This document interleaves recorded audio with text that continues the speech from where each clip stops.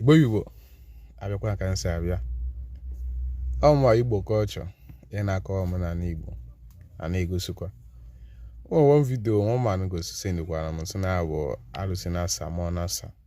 Imagine one person with all this power alụsị na asa mmụọ na asa, so a na-akpọ ya agụ, so ndụ na-eme ihe agụ.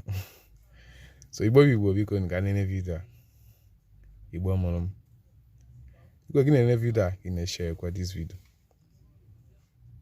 gwa m obi n'uche gị, gwa m ifo anyị mụtakwa Igbo ekene m ya gazie.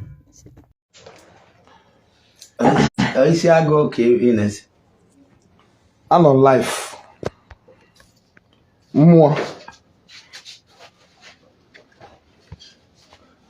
kwa life alụsị na-asa mmụọ na-asa, so isen alụsị na-asa mmụọ na-asa. Ay, oh gini.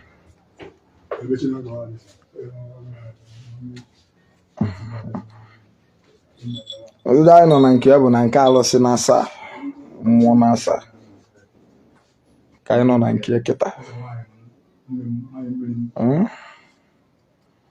Daalụ nna, nke alụsị na-asa mmụọ na-asa ka anyị nọ.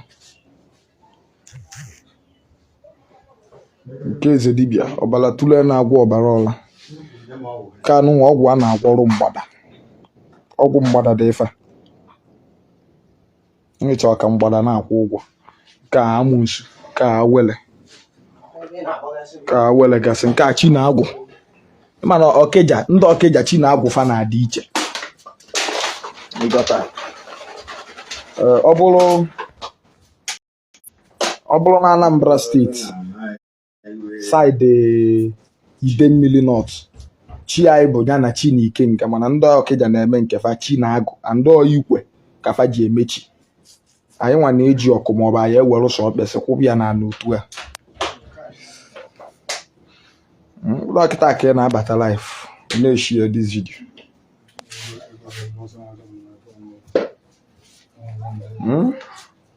Mmụọ pọkwa obere ife alụsị na-asa ịtara Igbo ịnwagwo ọbụla obere ife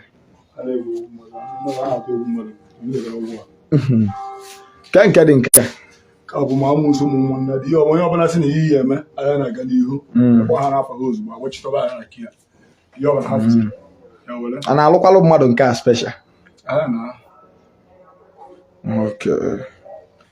Bụ ọbụla obere ife ụlọ na omenala anyị erusigbu unu ndị nke ndị alụsigbu ka oke ndị ọcha mgbada na-akwụ ụgwọ ka bụ Chineke mọdụ ya ụdị alụsị obi ya dị mma.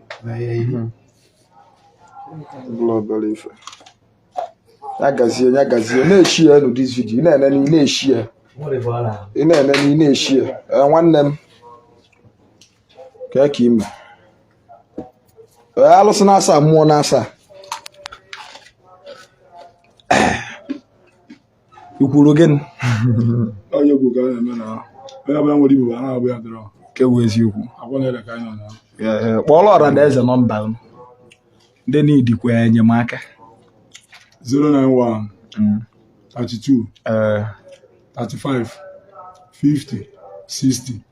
Yeah, WhatsApp line more than 091 yes 32 35 50 60. Yeah, WhatsApp line they are. Okay. Ke bụ na alụsị ka ya alụsị ni na ahụ. Ka bụ eze nwanyị na-ebute ego. Ke ni ite edere ya. Ife eji abịa eshi nne ka mbọ igwe nne nke bụ nke ịba ahịa ihe ọbụla chọọ anya mere ndị gwakwa aka gị ọtọ. Aka ya akwụ ọtọ. Yes. Nke a nkọ. Nke a bụ eji apịasa ndị mmadụ na akpa asịsa. Onye ọbụla ya chere gị eji, onye ọbụla sị na gị nwa bịara ya.